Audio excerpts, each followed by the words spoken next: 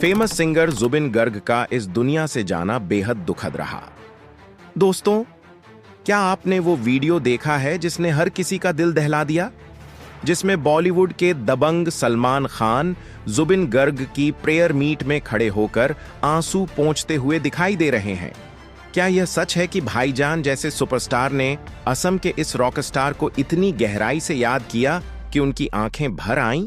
ये खबर न सिर्फ असम के लाखों चाहने वालों को रुला रही है, बल्कि पूरे देश को भावुक कर गई है। आज हम आपको बताएंगे कि जुबिन की दुखद मौत के बाद सलमान का कथित इमोशनल मोमेंट क्या था, कौन से बॉलीवुड सितारे सच में उनके लिए रोए, और उन कंट्रोवर्सीज का भी राज खोलेंगे जो इस वक्त असम को झकझोर रही हैं।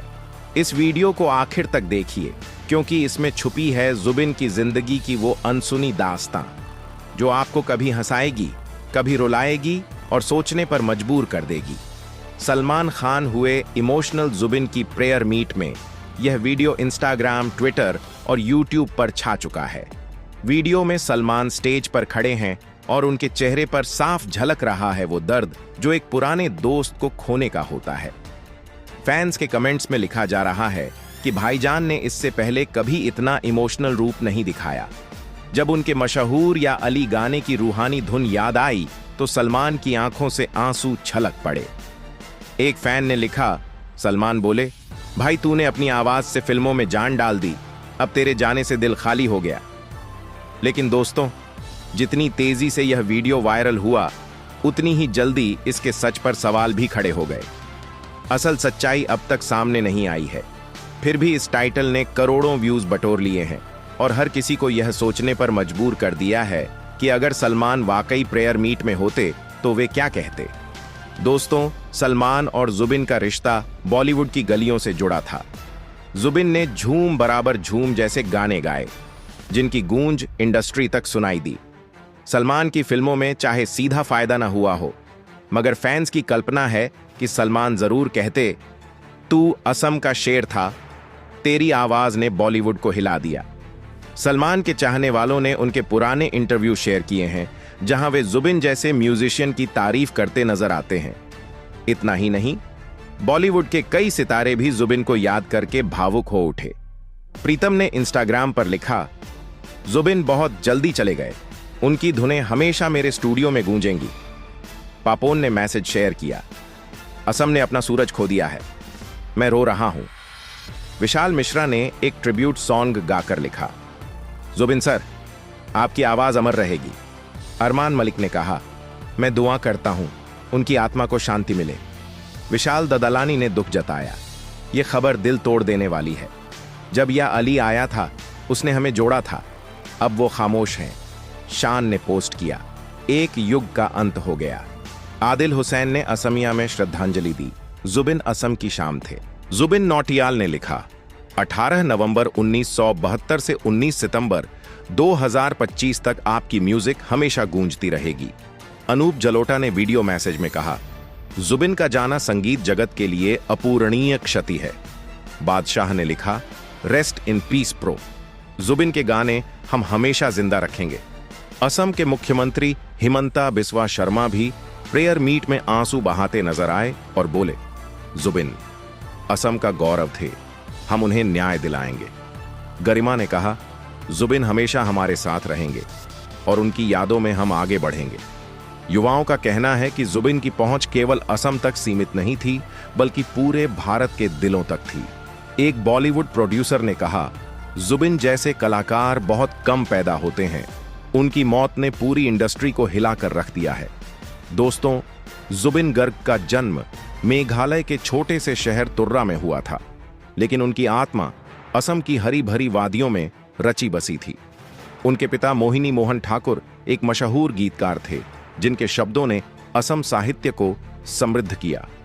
उनकी मां इन्हीं ठाकुर एक जानी मानी गायिका थीं, जिनकी आवाज में लोक धुनों का जादू था। इस परिवार में संगीत केवल शौक नहीं, बल्कि जीवन का हिस्सा था। सोचिए, 3 साल का बच्चा गाना गा रहा हो, जुबिन ने यही कर दिखाया। उनकी मां ने उन्हें संगीत का पहला पाठ पढ़ाया। मां का प्यार और गुरु का आशीर्वाद मिला। 11 साल की उम्र तक जुबिन पंडित रॉबिन बनर्जी से तबला बजाना सीख चुके थे और गुरु रमानी राय से असमिया लोक संगीत की बारीकियां समझ चुके थे। स्कूल की बेंच पर बैठे बैठे वे गीत लिखते, धुनें बनाते और दोस्तों को अपने संगीत से मंत्रमुग्ध कर देते। फिर आया साल 1992, जब एक युवा महोत्सव में जुबिन ने मंच पर जादू बिखेर दिया। उनकी आवाज में ऐसा जादू था कि जज भी स्तब्ध रह गए, मानो स्वर्ग से कोई स्वर उतर आया हो। गोल्ड मेडल जीतने के बाद उसी साल दोस्तों की मदद से उनका पहला असमिया एल्बम अनामिका रिलीज हुआ, जो असम के हर घर में गूंजने लगा। इसके बाद 8 माया और आशा जैसे एल्बम्स ने पूरे उत्तर भारत को दीवाना बना दिया। जुबिन का सपना अब और बड़ा हो चुका था। वे असम की सीमाओं से बाहर उड़ान भरना चाहते थे। 1995 में उन्होंने मुंबई की चकाचौंध भरी दुनिया में कदम रखा। शुरुआत में माया नगरी ने उन्हें ठुकरा दिया, लेकिन उन्होंने हार नहीं मानी। चांदनी रात उनका पहला पॉप एल्बम था, जो धीरे धीरे लोकप्रियता हासिल करने लगा। 90 के दशक में गद्दार और दिन से कांटे जैसी फिल्मों में उनकी आवाज सुनाई दी, लेकिन बड़ी छलांग 2006 में लगी, जब फिल्म गैंगस्टर का गाना या अली आया। इस गाने को उन्होंने इतनी शिद्दत और दर्द से गाया कि सुनने वालों की रूह कांप उठी। रातों रात यह गीत हिट हो गया और घर घर में बजने लगा। ग्लोबल इंडिया फिल्म अवार्ड्स में उन्हें बेस्ट प्लेबैक सिंगर का अवार्ड मिला। असम में तो वे पहले से ही रॉक स्टार थे। लोग कहते थे, जुबिन की आवाज में असम की मिट्टी की खुशबू है। उनकी धुनें हर उम्र और हर दिल को जोड़ देती थीं। उनका संगीत सफर यहीं तक सीमित नहीं था। 3 दशकों में उन्होंने 40 से ज्यादा भाषाओं में करीब 38,000 गाने रिकॉर्ड किए। कभी कभी तो वे एक ही साल में 800 गाने गा डालते। एक रात में 46 गाने रिकॉर्ड करने का वर्ल्ड रिकॉर्ड भी उनके नाम है। 2012 में Asamiya film the cause of silence के लिए उन्हें बेस्ट म्यूजिक डायरेक्शन का नेशनल अवार्ड मिला, जिसने असमिया सिनेमा को नेशनल लेवल पर पहचान दिलाई। दोस्तों, जुबिन ने असमिया लोकगीतों को नई जिंदगी दी। वे सिर्फ सिंगर ही नहीं, बल्कि सामाजिक योद्धा भी थे। पर्यावरण बचाने, आदिवासी अधिकारों की लड़ाई और असम की बुराइयों के खिलाफ उनकी आवाज तलवार की धार जैसी थी। एक बार उन्होंने कहा था, संगीत केवल गाना नहीं है, बल्कि बदलाव की ताकत है। लेकिन किस्मत ने 19 सितंबर 2025 को ऐसा मोड़ लिया जब उनकी जिंदगी का सूरज हमेशा के लिए ढल गया। वे सिंगापुर में नॉर्थ ईस्ट इंडिया फेस्टिवल के लिए गए थे, जहां हजारों फैंस उनकी परफॉर्मेंस का बेसब्री से इंतजार कर रहे थे। मगर दोस्तों ने अचानक एक ट्रिप प्लान किया। शायद उनका मन ज्यादा नहीं था, लेकिन दोस्ती के आगे उन्होंने हां कह दी। क्या वे जानते थे कि यह उनकी आखिरी ट्रिप होगी? स्कूबा डाइविंग का आइडिया आया। उन्होंने पहले लाइफ जैकेट पहनी, लेकिन तैरते समय असहज लगी तो उतार दी। लाइफ गार्ड ने रोका, मगर जुबिन ने सोचा सब ठीक हो जाएगा। बिना जैकेट के वे समुद्र की गहराई में उतर गए। अचानक पानी ने उन्हें निगल लिया। उनका शरीर डूबने लगा, सांसें थम सी गईं। लाइफ गार्ड ने फौरन एक्शन लिया, उन्हें बाहर खींचा, सीपीआर दी और सिंगापुर जनरल हॉस्पिटल पहुंचाया। आईसीयू में डॉक्टरों ने घंटों कोशिश की, लेकिन किस्मत ने साथ नहीं दिया और जुबिन हमेशा के लिए सो गए। सिंगापुर के डेथ सर्टिफिकेट में कारण बताया गया डूबना।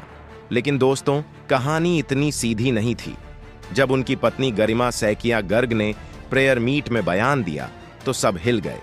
गरिमा ने कहा, यह स्कूबा डाइविंग का हादसा नहीं था, तैरते समय निजी द्वारा पड़ा।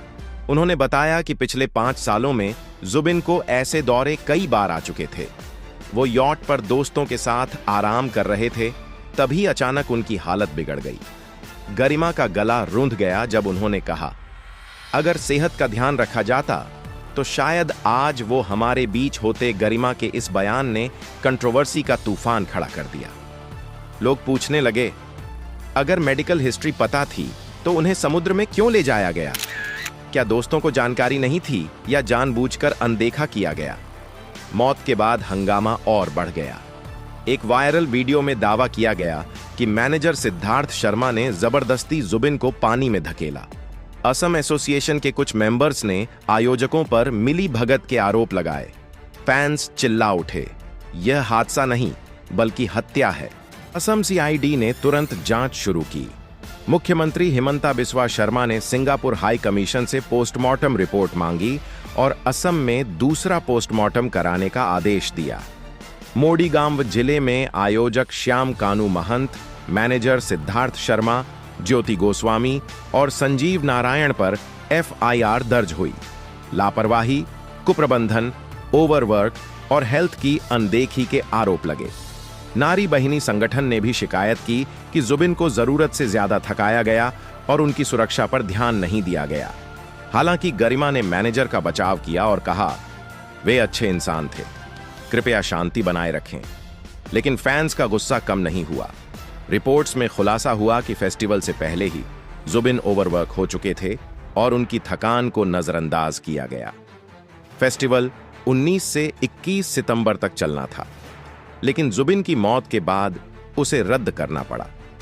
फिर भी कुछ पोस्ट्स में दावा किया गया कि कुछ इवेंट्स गुपचुप जारी रहे, जिससे आयोजकों पर संवेदनशील न होने का आरोप लगा।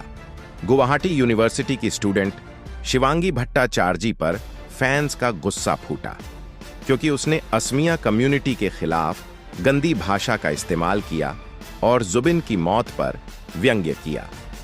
असम की एक्ट्रेस देवोलीना डेका ने इंस्टाग्राम वीडियो डालकर कड़ी निंदा की और मांग की कि शिवांगी को यूनिवर्सिटी से निकाला जाए। तेजपुर यूनिवर्सिटी पर विपक्ष ने हमला बोला और कहा, पूरी स्टेट शोक मना रही है, लेकिन यूनिवर्सिटी चुप है। यह असम की सांस्कृतिक शान का अपमान है। जांच में सवाल और भी उठे। यॉट पर मौजूद साथियों से पूछताछ क्यों नहीं हुई? वायरल वीडियो की सच्चाई क्या है? पुलिस अब उन गवाहों से बात कर रही है जो उस वक्त मौजूद थे। असम सरकार ने 3 दिन का राजकीय शोक घोषित किया और वचन दिया कि सच की हर परत खोली जाएगी। एक पूर्व मंत्री ने कहा, जुबिन की मृत्यु ने असम को झकझोर दिया, लेकिन यह हमें और मजबूत बनाएगी। दोस्तों, जब उनकी मृत्यु के बाद फैंस का प्यार और गुस्सा सड़कों पर उतर आया, तो गुवाहाटी के स्टेडियम में हुए अंतिम संस्कार में लाखों लोग उमड़ पड़े। यह दुनिया का चौथा सबसे बड़ा जनसमूह साबित हुआ और लिम्का बुक ऑफ रिकॉर्ड्स में माइकल जैक्सन, पोप फ्रांसिस और क्वीन एलिजाबेथ के साथ उनका नाम दर्ज हुआ। एक फैन रोते हुए बोला, जुबिन के गाने सुनकर हम जिए, अब उनकी मौत ने हमें अनाथ कर दिया। सोशल मीडिया पर जस्टिस फॉर जुबिन ट्रेंड करने लगा। हजारों लोगों ने कंट्रोवर्सी पर पोस्ट किए। एक लड़की ने लिखा, जुबिन मेरी शादी में गाने आए थे, अब उनके बिना जिंदगी अधूरी लग रही है। असम के गांवों में लोग रात भर उनके गाने गा रहे हैं। प्रेयर मीट में या अली की धुन पर सबकी आंखें नम हो गईं। एक बुजुर्ग फैन बोला, जब उनकी आवाज सुनता था मेरी जवानी लौट आती थी, अब सब चुप हो गया। दोस्तों, अगर उस दिन लाइफ जैकेट ना उतारी जाती, अगर उनकी सेहत पर पूरा ध्यान दिया जाता, तो शायद जुबिन आज स्टेज पर होते। आयोजकों की लापरवाही ने हमें एक सितारे से वंचित कर दिया। यह हादसा हमें सिखाता है कि जिंदगी की छोटी गलतियां भी बड़ा दर्द दे सकती हैं। वैसे दोस्तों, आपका फेवरेट जुबिन गाना कौन सा है? कमेंट करके जरूर बताइए। और हां, ऐसे ही और वीडियो देखने के लिए चैनल को सब्सक्राइब करना न भूलें।